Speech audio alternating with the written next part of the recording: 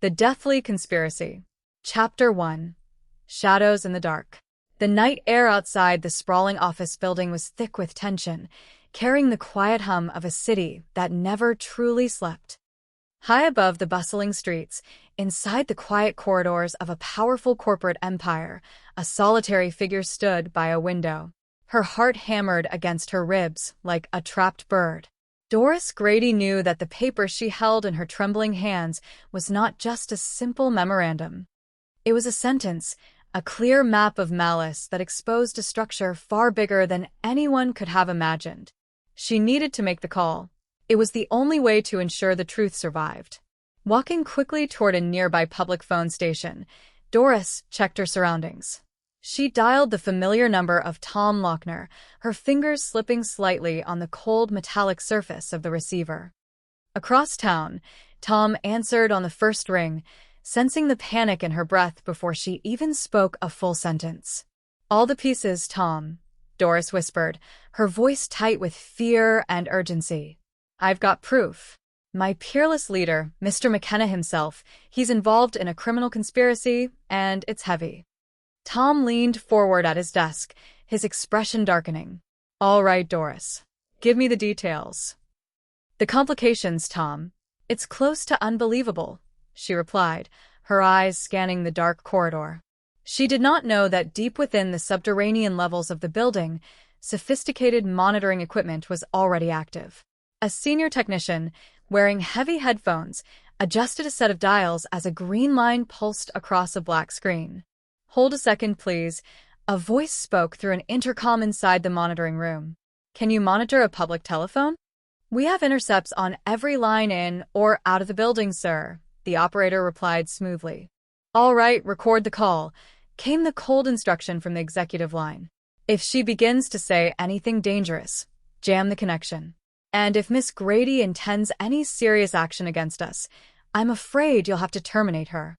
Moments later, the quiet street near Westland Liquors echoed with a sudden, violent scuffle. Screams were cut short by the harsh sound of breaking glass and scrambling feet. When the commotion cleared, a lone figure stumbled away into the shadows, leaving behind a scene of utter chaos. Later that evening, inside a dimly lit room, Frank Cannon stood facing Tom Lochner. Tom's face bore deep, angry red marks, painful reminders of a desperate struggle. "Your face was badly scratched by Doris Grady," Cannon observed softly, his large frame casting a steady, reassuring shadow in the room. Tom shook his head, his hands trembling as he poured a glass of water. "They set me up, Mr. Cannon. They put me in a box. I didn't do it. I didn't do anything. I couldn't do anything. I'm not a man anymore, Mr. Cannon. I'm impotent, obstinate, and a very super lady." Cannon placed a calm, heavy hand on the younger man's shoulder. "I understand how you feel, Tom. Why did you call me?" "She said she had proof," Tom said, looking up with hollow eyes. "Proof that the man she worked for, Bud McKenna, was involved with something criminal and big." "I don't want to talk to Gordon." "Not yet. Not till this is all over. Not with what you tell me about these men, these investigators." "Cannon and Jones?" Cannon smiled faintly, a spark of resolve in his eyes. "Relax, Bud. You messed up letting Doris find that memo, but it's covered." Across the city, in a luxurious executive suite overlooking the harbor, Gordon McKenna sat comfortably behind a massive mahogany desk. Opposite him stood a man whose quiet demeanor hid a lifetime of military precision. "He is expecting your call," the man said softly. Gordon picked up the golden receiver. "Oh, Bud, hello. It's good to hear your voice."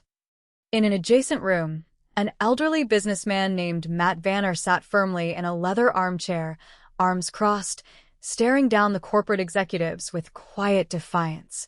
"I've got an old friend of yours here, Matt Vanner," Gordon continued into the phone, "who's still refusing to sell us his company." Matt Vanner shook his head firmly. "Nothing personal, Gordon, but Montana Uranium's my baby. IRA is big enough to buy the whole state of Montana," Gordon replied smoothly, offering a tight smile. "Just leave me my little bit," Matt insisted, his voice unwavering. Gordon looked at the old man carefully. "Still refusing, Mr. Vanner?" Hey, still holding out, Matt said, a touch of grit in his voice. But I'm not giving up. Matt, I'm ready to sweeten the deal, Gordon offered, leaning back. Matt stood up, adjusting his coat. Not enough sugar in all those Hawaiian acres of yours. Chapter 2. The Gathering Storm. Far away in the mountain air of Montana, the morning sun rose over the rolling hills surrounding the headquarters of Montana Uranium. Inside the main office, Laura Vanner looked out the window at the rugged landscape her family had worked for decades to preserve. The heavy wooden door opened, and a young manager stepped inside, holding a stack of legal documents. "What is it?" Laura asked, turning around. "Trolls." "My father's dead, Mr. McKenna," Laura said quietly, addressing the memory of the man who had tried to pressure her family only days before. "I've faced that. And the fact that I've inherited his shares in our company. I know I made him an offer." "More than just an offer, Miss Vanner," a corporate representative who had arrived early that morning interjected. "We had a number of very good meetings." Laura picked up the folder, scanning the numbers with sharp, intelligent eyes. "I'll look over this offer. But frankly, I don't think we're going to be interested." The executive sighed, gathering his briefcase. "I thought, sure, with him gone." "You underestimated the power of genetic inheritance," Laura said coolly, holding the door open for him. Later, behind closed doors at the International Redevelopment Corporation headquarters, two men discussed the situation with cold detachment. "Well, the Vaughness are an unlucky family," one whispered. "Laura's no mining expert. An accident isn't unlikely."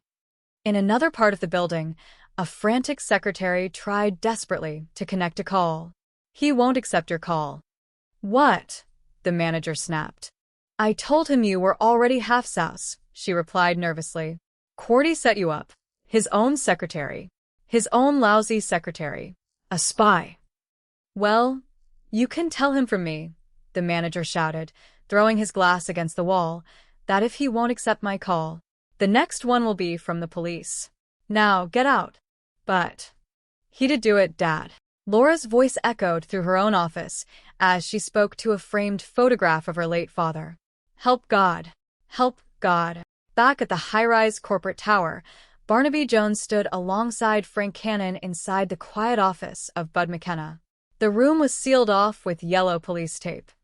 Shattered glass glittered like fallen diamonds across the carpet beneath a massive, broken exterior window 23 stories above the street.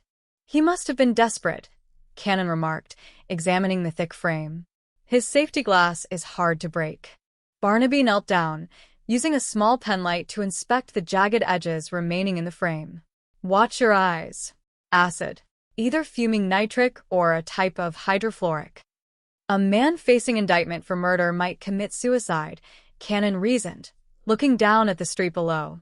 "But he wouldn't bother to weaken his windows with acid first." "But all of the evidence pointed to Bud McKenna," Barnaby noted, his brow furrowing thoughtfully. "Then we'll just have to look past him, dig out new evidence." "That's 3 murders now. Doris Grady, Matt Vanner, and Bud McKenna. And we still don't know why." "McKenna had to hit that glass pretty hard," Cannon pointed out. "He had to be pushed or thrown against it." "Pushed by whom?" Barnaby asked quietly. "There was no one in the office.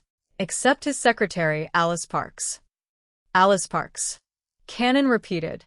"The only other human being in the office. And that's the reason you're going to investigate that lady. You used to be a top-grade legal secretary, Betty."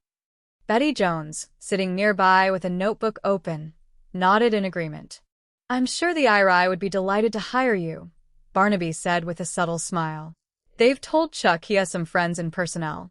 We'll arrange for an opening in the legal department for you near Miss Parks. And we'll start digging into the life and times of Bud McKenna." Chapter 3. Whispers and Shadows. The afternoon rain fell softly over the cemetery grounds where a small gathering stood under black umbrellas. A priest spoke gently over the polished wooden casket. "Lord, grant forgiveness to the troubled spirit of Bud McKenna, now that he is free of the agonies." A quiet figure in a dark suit leaned over to whisper to an executive standing in the back row. "I just got word this morning, sir. Miller's been placed in a psychiatric facility.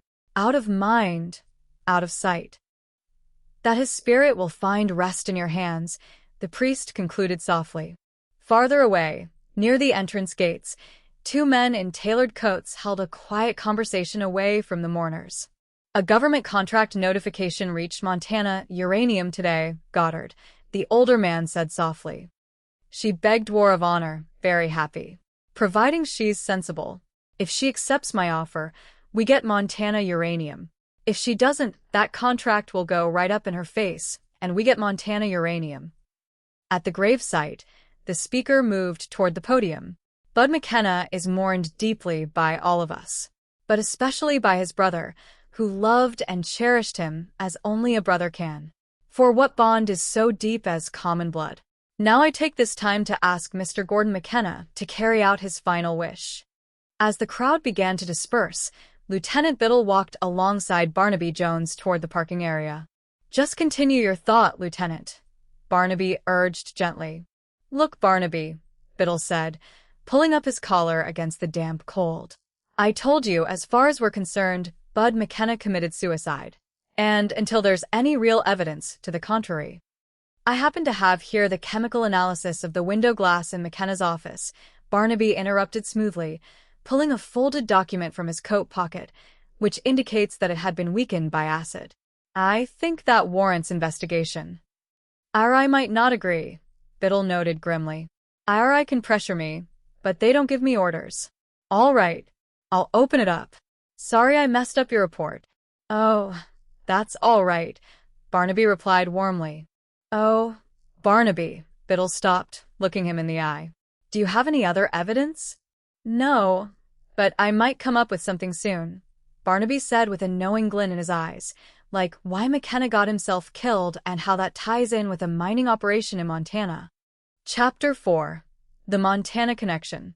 A private twin-engine plane cut through the bright blue sky high above the rugged terrain of the Pacific Northwest. Frank Cannon sat in the passenger cabin, looking down at the vast stretches of pine forests and rocky peaks. It's about 40 minutes to reach Montana Uranium, the pilot called back over the hum of the engines. We can land right near the mine. Fine, Cannon replied quietly to himself. Money first. At the main administrative building of Montana Uranium, Laura Vanner stood at the head of a long wooden conference table. Opposite her sat Roy, her chief operational manager, looking deeply concerned. I don't care what Gordon McKenna wants or IRI orders, Roy, Laura said firmly, leaning her hands on the table. I intend to keep Montana Uranium just the way my father wanted it. Independent. Laura, be reasonable, will you? Roy pleaded, throwing his hands up. We need capital. Not anymore, Laura countered, a proud smile breaking across her face. I've just confirmed the go-ahead on a major government contract. Roy blinked in surprise. Oh yeah? What kind of delivery schedule? We don't have to make a delivery date, she explained, her voice ringing with excitement. We're going to be licensed to set up our own uranium enrichment operation right here. With government financing. Oh wow, Roy breathed out, taking a seat. We're not equipped to handle enriched uranium. That stuff's hot, really dangerous. We're not going to build an atomic bomb, Roy, Laura said reassuringly. Just make the government happy. And us a little rich.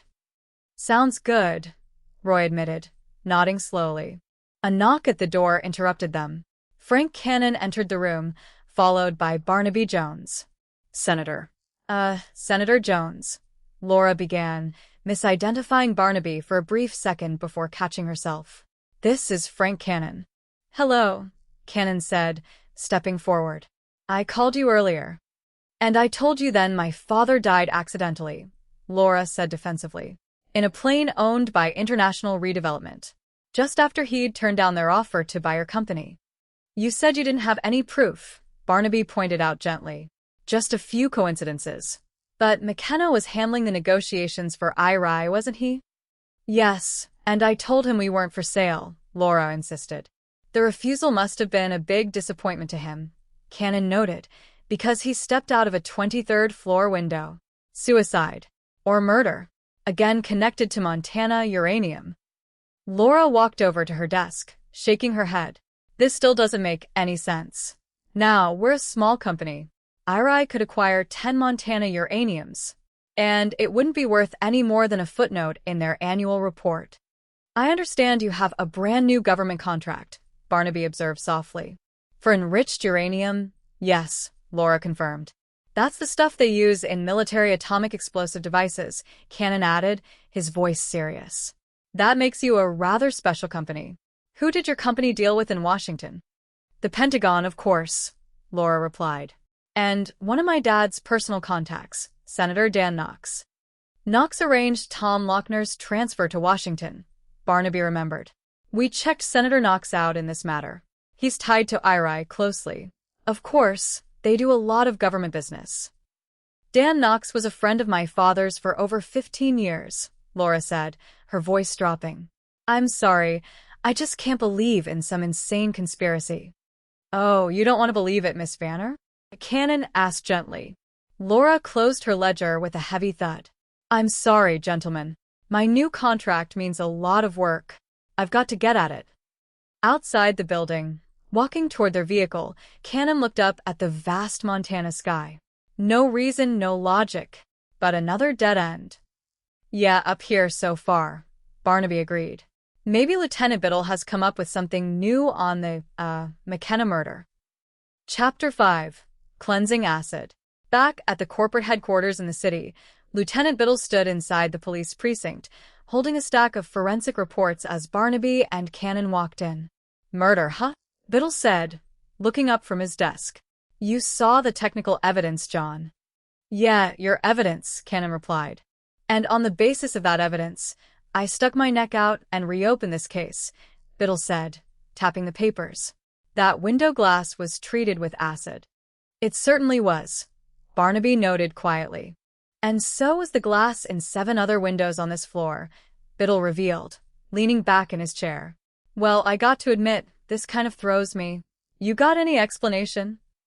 Very logical, Barnaby said thoughtfully. These windows are washed automatically twice a week. Somehow acid got mixed in with the detergent. By whom? Biddle asked.